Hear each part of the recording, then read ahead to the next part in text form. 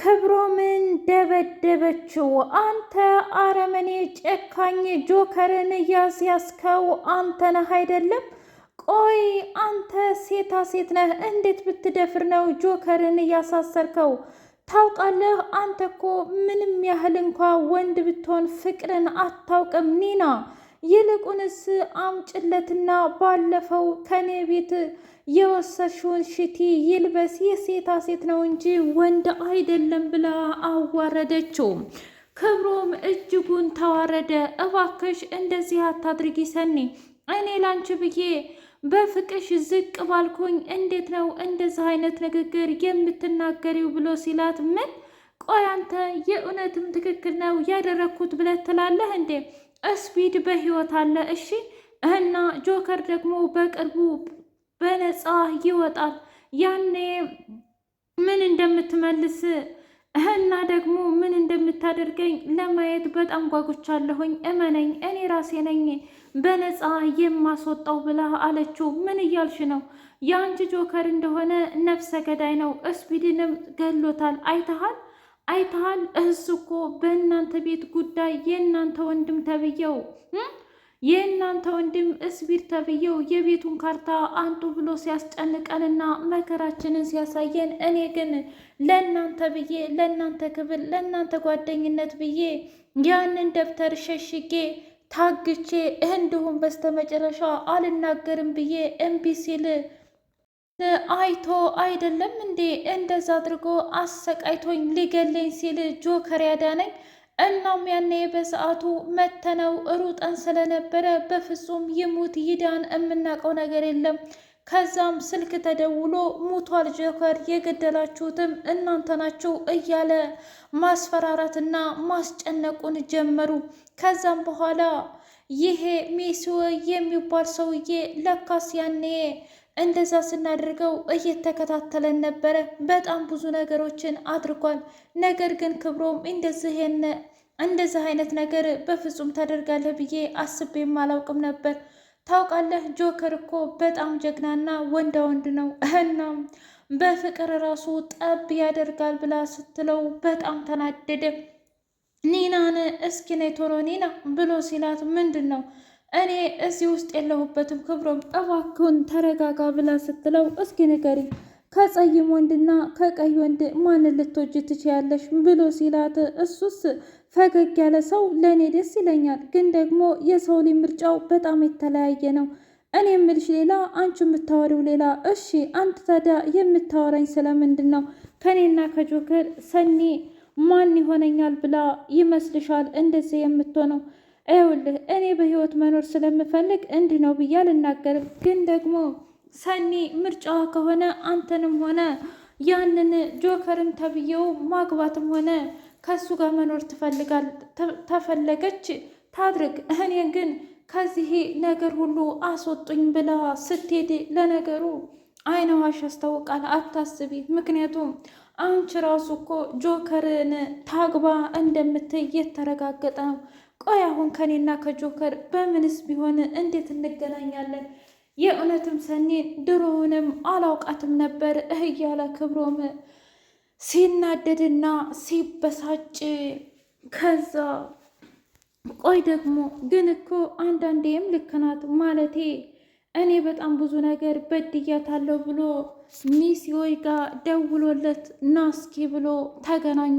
ምን ነው እኔ ምልህ አንተ እንደዛ ሙቷል እናም የገደለው ነው ካልከኝ በኋላ ክብሮም የገደለው ስፒድን ጆከር ነው ካልከኝ በኋላ ለምንድን ነው እንደዚህ ያደረከኝ? እስኪ ንገረኝ። ሰንም ስፒድ በህይወት አለ ብሎ ሲል ምን?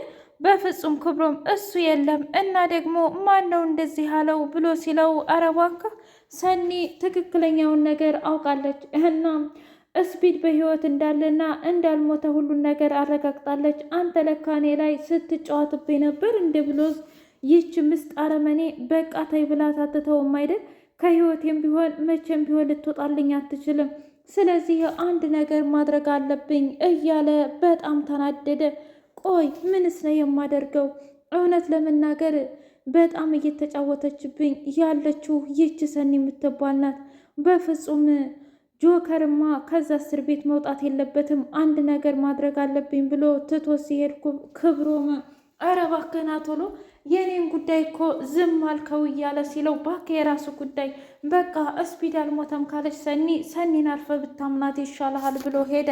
ውድና የተከበራችሁ የትርሲት የሰንዲቅ ሚዲያ ቤተሰቦች እንዴት ናችሁልኝ? ሁሉ ሰላም፣ ሁሉ መልካም። ምን እግዚአብሔር የተመሰገነ ይሁን። ሰላም ነኝ፣ ደህና ነኝ። ለዚህ ቻናል አዲስ የሆናችሁ ሰብስክራይብ እያደረጋችሁ ቤተሰብ የሆኑ ነባር ቤተሰቦች ደግሞ ስለምትከታተሉኝ እጅጉን አድርጌ አመሰግናለሁ። እጅግ አስተማሪውና አጓጊው ጽናት ድራማ እንደቀጠለ ይገኛል። የጽናቴና እንዲሁም የኪራ ነገር እጅጉን እያሳሰበና እየደነቀ ይገኛል። ጽናትዬ በሚያሳዝን ሁኔታ በፍጹም ልትመለስ አልቻለችም። እናም በሌላ በኩል ኪራ ደግሞ ትልቅ ኪሳራ ደረሰበት። ሀና በፍጹም ተመልሼ እዛ ቤት አልመጣም፣ እዛ መስሪያ ቤትም አልሰራም፣ የምዋረድበትና የማልከበርበት መስሪያ ቤት ከሆነ ምን ያደርግልኛል? እኔ የተማርኩት እኮ በእውቀት ላገለግልና በተማርኩት ትምህርት ላገለግል ነው እንጂ እንደዚህ እያዋረደ ለሚጠለኝማ መስሪያ ቤት አልፈልግም ብላ ግግም አለች። ኪያና ሄኖኩ ነው እየለመኑት ባሉበት ሰዓትም እንኳ አይ በፍጹም እንደዛማ ኪያ ካዋረደኝ በኋላ እኔ እውነት የእነሱን ትዳር የምበትን ከሆነ በጣም ትክክል ናቸው ማለት ነው። ግን ደግሞ በጣም ተሳስተዋል። እኔ እነሱ እንዲፋቀሩ እንዲዋደዱ እንጂ የሰው ትዳር የመበጥበጥም አላማ የለኝም ነበር። ስራዬን ልስራ ባልኩኝ እሱ ግን እንደዛ አጸያፊ ቃላቶችን ተናግሮኛል ብላ አለች። እንደዛ ከሆነ እባክሽ እንከስራለን እኮ ታዲያ ክሰሯ።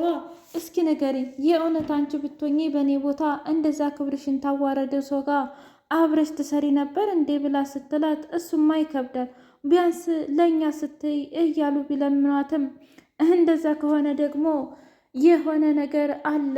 ምንድን ነው እሱ? ምክንያቱም ኪራ መጥቶ እራሱ ይቅርታ ይጠይቀኝና እንሄዳለን። ምን? ኪራ አበደ፣ እሳት ለበሰ፣ እሳት ጎረሰ። በፍጹም አልሄድም። እሷ ማናት እንዴ? ጭራሽ ክብሬን ዝቅ ላደርግ ነው እንዴ? ደግሞ ይሄ የምን ክብር ዝቅ ማድረግ ነው ብላ ስትለው፣ ኪያ እስኪ ንገሪኝ፣ ሂጄ እኮ ይቅርታ ጠይቄ እሷን አመጣሁኝ ማለት አስቢው፣ እኔ እኮ የዚህ ድርጅት ባለቤት ነኝ ብሎ ሲል ሄኖክ ብድግ አለና ታዲያ ስራውን አትፈልገውም እንዴ? ስራውን ፈልገህ ክብርህን ፈልገህ ይሆናል ብለህ ነው? አንዳንድ ጊዜ ክብራችንን ዝቅ ማድረግ ላለብን ሰዓት ዝቅ ማድረግ አለብን ኪያ እና ተረጋግተህ አስብበት ብሎ አለው። ሀና ግን እንደ ጨከነች ናት። እኔ ትሰማኛለህ? እስከ ዛሬ አንተንም ቢሆን አንድ ቀንም ለፍቅር አስቤህ እንኳ አላውቅም። እረ ሲጀመር ሲያልፍም አሸተኝም። ያቺ ቀናተኛ ሚስት ደግሞ በየቀኑ ከምትቀና ይልቅ አንተ እቤት አሳስራ መኖር ነው የምትፈልገው ብላ አለችው። ሄኖክና ኪያ እያወሩ ባሉበት ሰዓት እስኪ ንገረኝ ወንድሜን ለምንድን ነው በዚህ ልክ የምትጫወትበት? ታውቃለህ እንደሚወዳትና እንደሚያፈቅራት ስለምታውቅ ያለሷ ህይወቱ ባዶ እንደሆነ ስለምታውቅ እኮ ነው ጥላው የሄደችው ብላ ስትለው ሄኖክ ብድግ አለና ታይ እንደዚህ አይባልም ኪያ፣ ምናልባትም እኮ እሱም እውነት ይኖረው ይሆናል፣ እሷም እውነት ይኖራት ይሆናል። ምንም እንኳ የቱንም ያህል በጽናት ብንናደድባትም ምናልባት ኪራ ያስከፋት ነገር ሊኖር ይችላል። እባክህ ተወኝ፣ እኔ የተናገረችኝንም ነገር ቢሆን አረሳም እና ያኔ እናቴ አባቴ ጥሏ ሲሄድ የተሰማት ስብራት አንተ አላየህም? እና ዛሬም እንደዛ ነው የሚመስለኝ።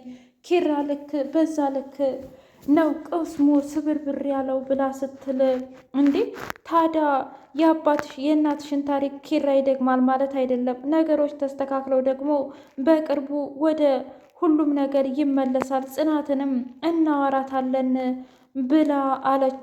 በሌላ በኩል ጽናትዬ ደህና ነኝ ብቻ የሚል መልስ ለምሩ ጽፋለት በጣም ደነገጠ እና ምሩዬ አላስችላት ሲል ለናሆም የነገረችው እባክህን ጽናቴ ደህና ነኝ ብላለች ብላ ስትል ጭራሽ እኔ ጋር መደወሉም ትተሽ ሌላ ጋር መደወል ጀመርሽ ማለት ነው።